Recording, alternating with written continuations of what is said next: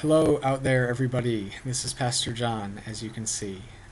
I was inspired by a friend this week. I thought I'd try something a little bit different, give you a midweek transition from Sunday to Sunday. And so maybe you guys have already been stirring with the story of Thomas and his exclamation, "My Lord and my God," and maybe going through the 3G plan from last week, and I hope that's been beneficial.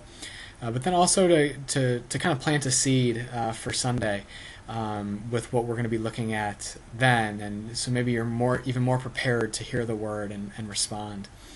But on Mondays, Lauren and I usually spend about an hour in the evenings reading within our professional spheres. And I was reading an interview with a man named Richard Foster, who is a widely respected writer and thinker about how do we live the with God life. And in particular, a book of his called The Streams of Living Water.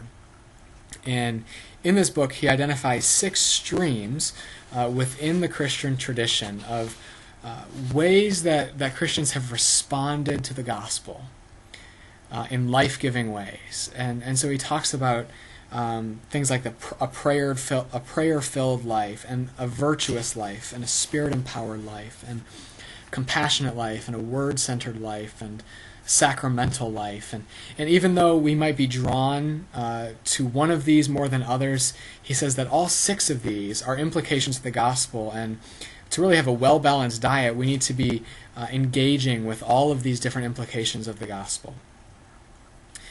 And then on Tuesday, I was reading our text for this coming Sunday, which is John chapter 20, verses 30 and 31.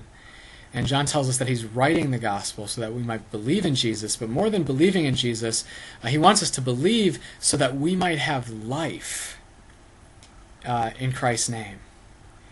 And between these streams of living water and those words from John, I was just thinking about just the rich, deep, profound, wide, big implications that Jesus and the gospel have for our lives. And then I got to thinking, why don't I always feel like that? Why don't I always feel like I'm bursting at the seams with the gospel and with these streams of living water and this life, this abundant life that Jesus promises? And so I thought that's a question I've been thinking about, and I wanted to maybe pass on to you as you prepare for Sunday. What keeps us from living the abundant life of Jesus as fully as possible, and what does it take to really put our trust and believe and be filled up with a gospel that is bringing living water flowing through us and out of us into the world? What does it take to live that kind of life? And so maybe you can think about some of those things. You can always respond on Facebook or in other ways to me about your thoughts about those questions.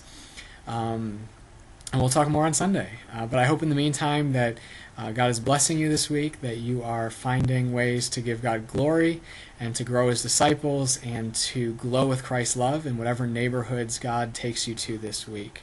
So God bless you all. I'll see you soon.